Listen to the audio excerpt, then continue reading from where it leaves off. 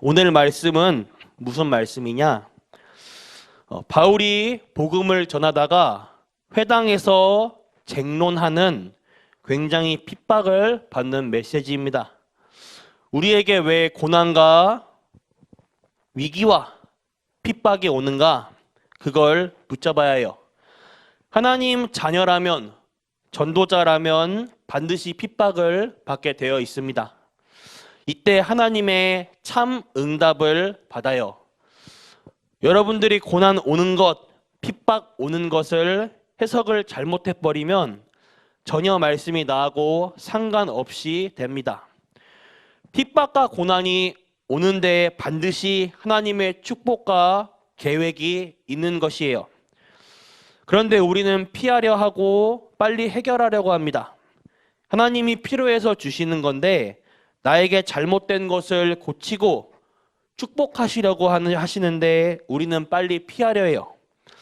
하나님은 진짜 축복을 주시려고 고난을 주는 것처럼 보이는데 우리는 그 고난을 피하려 합니다.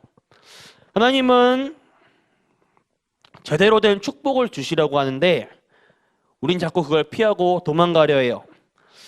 오늘 이 본문 말씀은 핍박을 받는 현장입니다. 정말로 전도하려면 핍박을 받아야 하는 것입니다. 왜냐? 그래야 우리가 올바른 전도자로 가는 것이에요. 왜 그런가? 핍박하는 사람들의 이유는 간단합니다. 진리와 비진리냐? 그것 때문에 핍박을 하는 게 아니에요. 핍박하는 이유가 유대인들이 진리와 비진리냐? 이것을 놓고 핍박한 게 아니라 지금 초대교회가 일어나는 것을 막으려고 하는 것입니다. 진리냐 진리가 아니냐라는 싸움이 아닌 단순히 초대교회의 복음 운동을 막으려고 하는 거예요.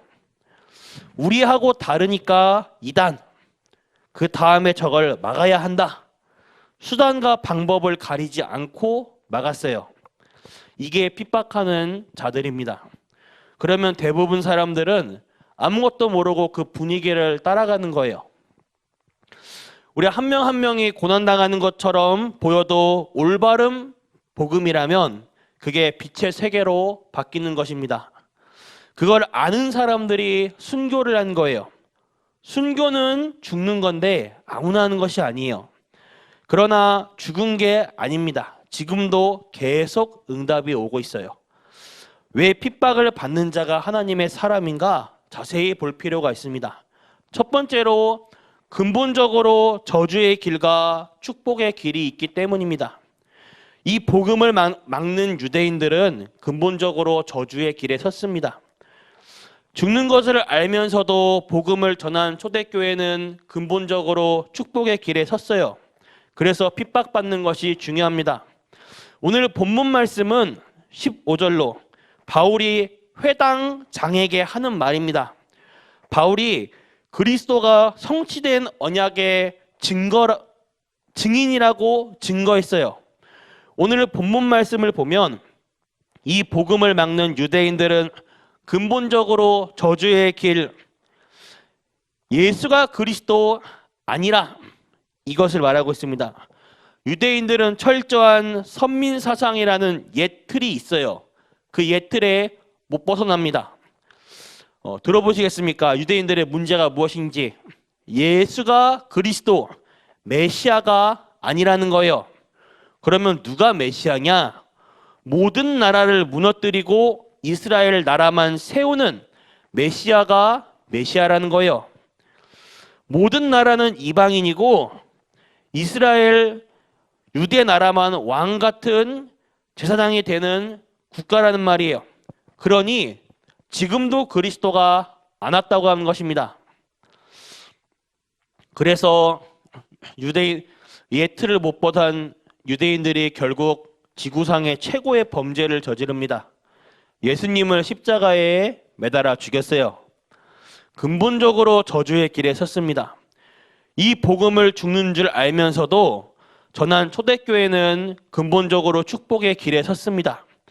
그래서 핍박받는 것이 중요하다 그 말입니다. 여러분들이 어려움을 두려워하지 마시고 작은 고난을 두려워하지 마시고 하나님의 축복을 제대로 받아야 합니다. 오늘 두 번째로 오늘 본문의 사도행전 13장 13절에서 30절에 바울의 메시지예요. 예수 그리스도가 성경대로 오시지 않았냐? 옛날 옛적에 우리가 애굽에서 하나님의 권능으로 나오지 않았냐? 오늘 이야기를 하는 거예요.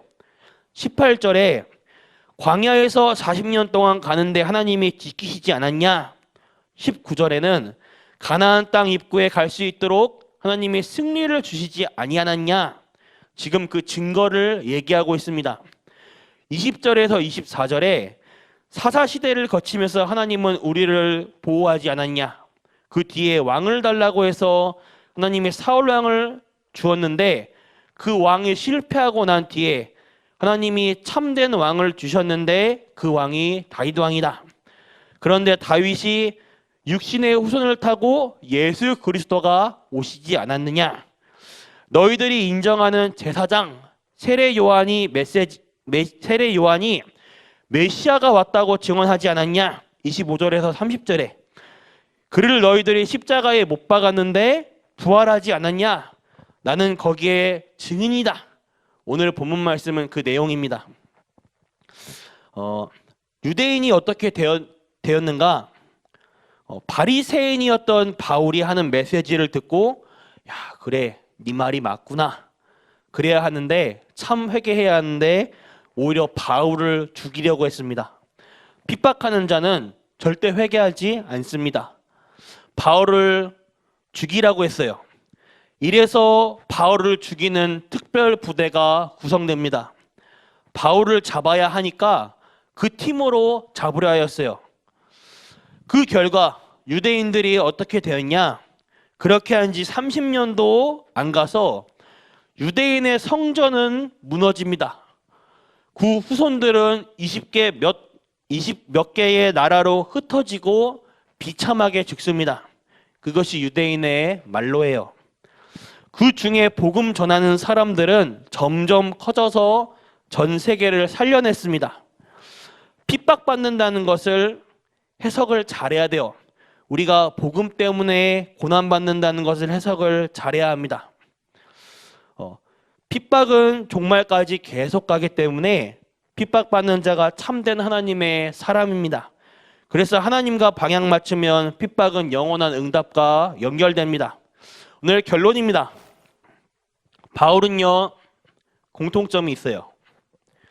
바울의 사역에 보면 늘 시간이 날 때마다 회당에 들어가게 됩니다. 오늘도 보면 본문 말씀이 회당에 들어가서 회당 장과의 언쟁이에요. 바울이 왜 회당을 들어가게 됐는가? 그 회당에는 렘넌트들이 있습니다. 바울은 시간이 날 때마다 후대들에게 언약 전달하는데 이것을 놓치지 않았어요. 예수님의 마지막 말씀도 네 어린 양을 먹이라 이러지 않았습니까? 바울은 살아있을 때에 로마 복음화를 완성하지 못합니다. 그렇지만 바울 사후에 누가 로마를 뒤집냐? 이 렘넌트들, 바울이 남긴 이 후대들, 렘넌트들이 로마를 뒤집습니다. 월요일 새벽 예배는 렘넌트 후대를 위한 새벽 예배입니다. 우리의 색깔을 점검하시길 바랍니다. 우리가 오직 복음이라고는 하지만 복음만 뺀 율법주의, 내 육신의 이익을 위한 신비 중심의 신비주의, 모든 것을 내 이익 중심의 아니라고는 하지만 사실은 색깔이 있어요. 내 모든 것을 내 이익 중심인 인본주의가 있어요. 진짜 하나님 앞에 서면 인본주의가 나올 수가 없습니다. 오직 복음 되시길 바랍니다. 우리의 신앙의 색깔이 하나님의 진짜로 믿기 때문에, 하나님 앞에 서기 때문에, 하나님의 언약을 믿기 때문에 반드시 역사합니다. 그거를 믿는 믿음이에요. 너무 확실한 미래를 알기 때문에 참을 수가 있어요. 인내, 소망의 인내입니다. 진짜로 복음 사랑하고 영혼 사랑하면 수고할 수 있는 사랑이 있어요. 믿음과 소망과 사랑의 색깔입니다. 그렇다면요, 내 계획이 아닌 하나님의 계획, 내 주장이 아닌 하나님의 말씀, 내 미래가 아닌 하나님의 미래 붙잡는 참된 신앙생활을 할 수 있습니다. 오늘 우리 오직 복음 되시는 가운데 우리 후대에게 이 언약 전달하며 오직 복음으로 뿌리내리는 전 성도님들 되시길 바라겠습니다. 기도하겠습니다. 하나님께 진심으로 감사드립니다. 무한한 하나님의 계획이 우리 성도님들에게 주신 것을 찾는 시간표 되게 해 주시옵소서. 새 힘을 얻는 시간표를 허락하여 주옵소서. 새로운 희망과 행복을 찾는 축복의 시간표 되게 하여 주옵소서. 살아계신 주 예수 그리스도 이름으로 기도드렸습니다. 아멘. 주기도 마치겠습니다. 하늘에 계신 우리 아버지여, 이름이 거룩히 여김을 받으시오며 나라가 임하옵시며 뜻이 하늘에서 이루어진 것 같이 땅에서도 이루어지이다.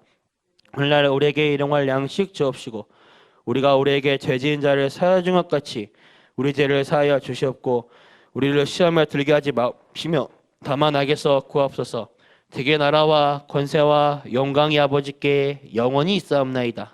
아멘.